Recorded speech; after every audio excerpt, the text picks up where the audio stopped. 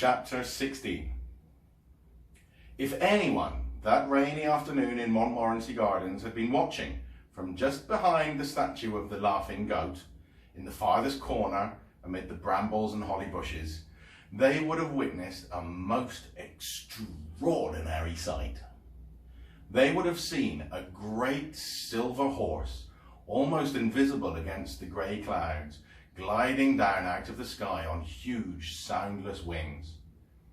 They would have seen the horse land and a small boy climb from its back, wave it goodbye and hurry off through the gardens, past the clock tower striking 5 o'clock in the direction of Boulevard Archduke Ferdinand.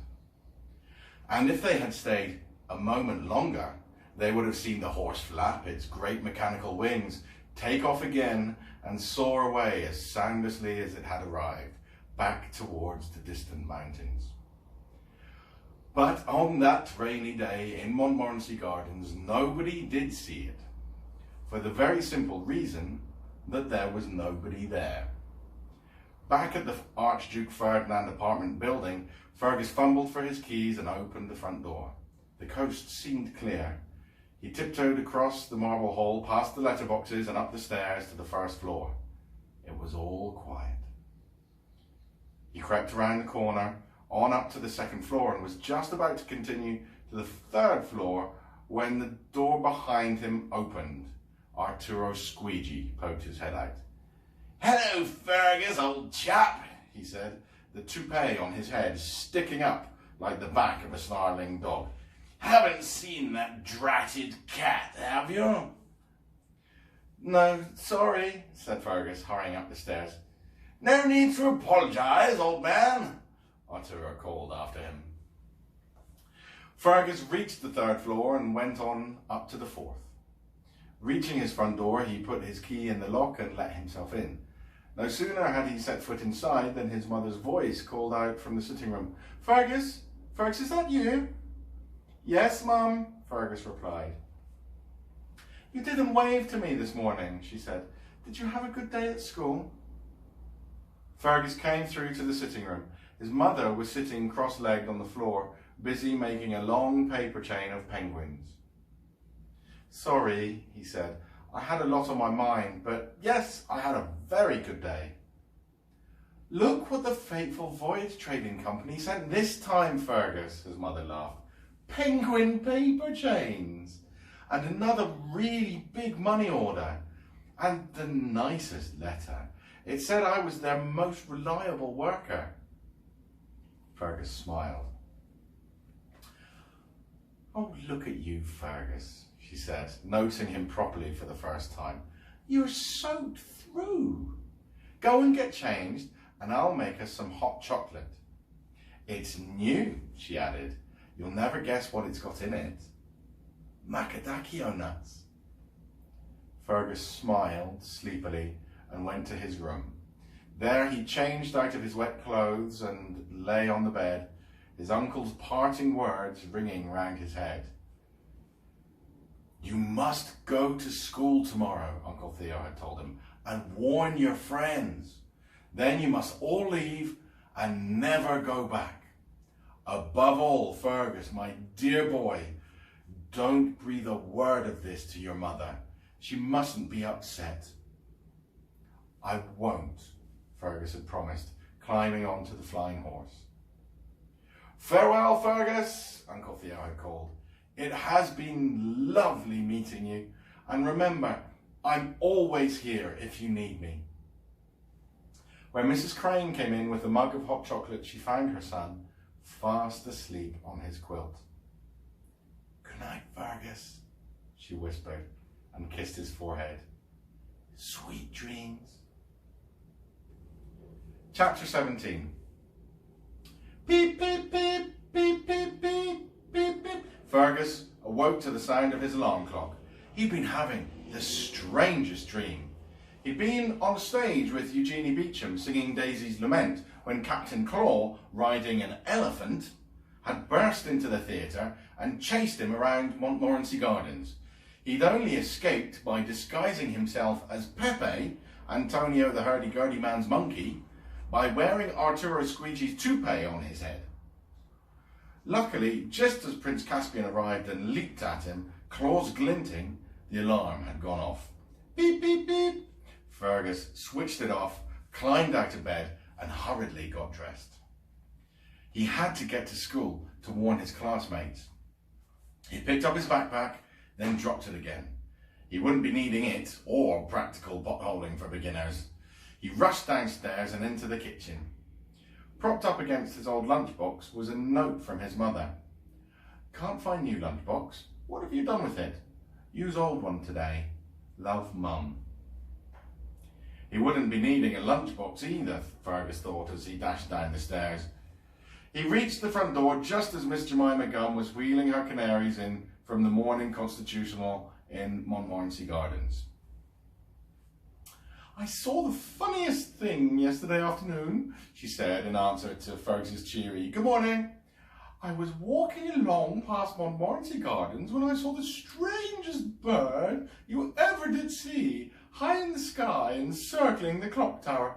Big and silver it was. Probably a seagull, Miss Gum, Fergus called back from the front door. No, I don't think so, she said. It didn't look like a seagull. More like a... Miss Gum gave a timid little laugh. More like a flying horse.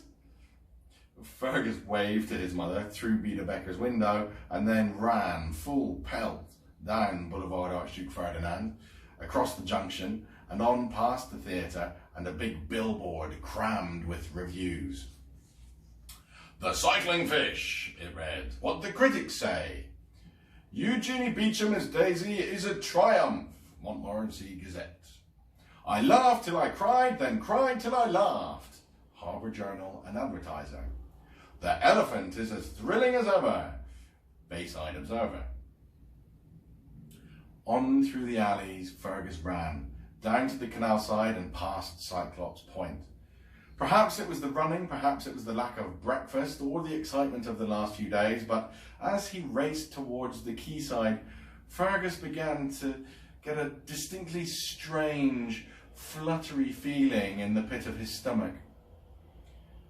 It was only when he reached the quay that he realized why. He gasped. He rubbed his eyes. He looked again. He hadn't imagined it. The Betty Jean. It wasn't there. In a daze, Fergus ran across the jetty where the school ship should have been. The sign was still in place beside the large iron mooring ring. The school ship Betty Jean, it read, above the picture of the mermaid in a mortarboard. Across it, on a paper banner pasted to the sign, was a notice. School trip, it announced. Back in 6 weeks. 6 weeks! Fergus exclaimed. A seagull that had been standing on top of the sign gave a squawk and flew off. Oh no, groaned Fergus. Bolivia had tried to warn him. Don't come to school tomorrow, don't come to school tomorrow, she had squawked. She must have known that the pirates were up to no good, but he'd ignored her warnings. And now, it was too late. Captain Claw had set sail for Fire Isle and taken his classmates with him. Mouse, Horace, poor nervous Sylvie, and Spike, brave Spike Thompson. None of them had any idea what awaited for them far off in the Emerald Sea, but he, Fergus Crane, he did. The flutter in his stomach gave way to anger, a boiling, furious anger. Captain Claw and his pirate henchmen were not going to get away with it, not if he could do anything about it. Turning away, Fergus marched purposefully back in the direction of Boulevard Archduke Ferdinand. Chapter 18. Fergus sat down on his bed. What was he going to do? He tried to clear his head and concentrate. What would the great explorer and adventurer, Captain Marcus Crane, have done? Or Uncle Theo, for that matter. Uncle Theo! He'd know what to do. He must let Uncle Theo know what the Betty Jean had sailed. But how? Uncle Theo was miles and miles away, high in the mountains. The Faithful Voyage Trading Company, Fergus thought. He could write a note and put it in his mother's latest parcel. What was it this time? Oh, yes, penguin paper chains. Uncle Theo would be sure to read it. Fergus dashed downstairs to the sitting room and groaned. Oh, no parcel. His mother must have finished it the previous night and taken it to the post office that morning. He sat down on a cushion with a sigh. Perhaps another parcel had arrived this morning, he suddenly thought. Yes, that's it, another parcel. Fergus dashed out of the apartment and down the stairs, taking them two at a time.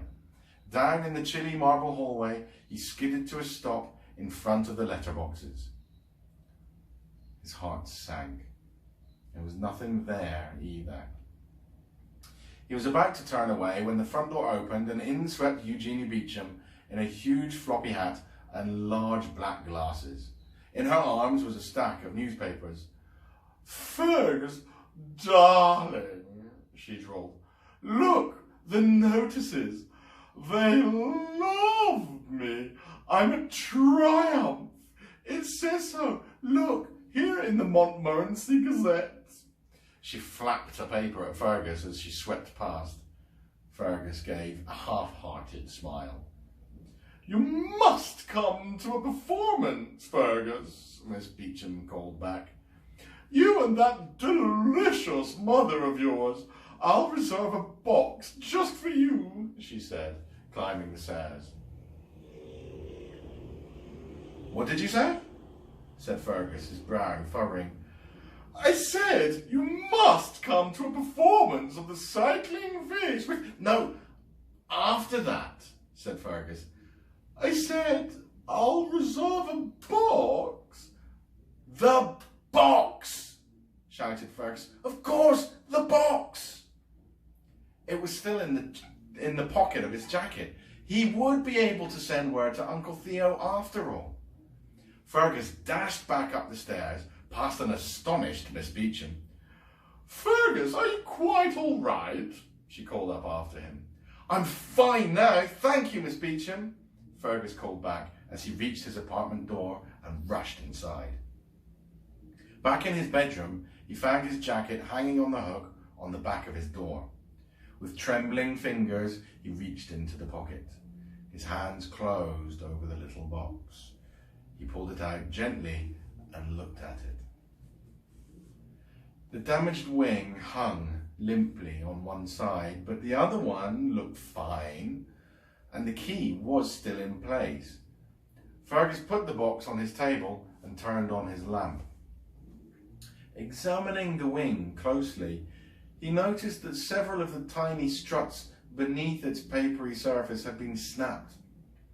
He turned away and went to the kitchen, returning a moment later with sticky tape and a box of kitchen safety matches.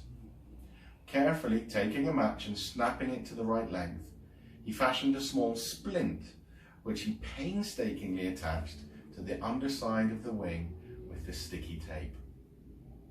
Then, taking the wing tip delicately between thumb and forefinger, he tested it gently up and down.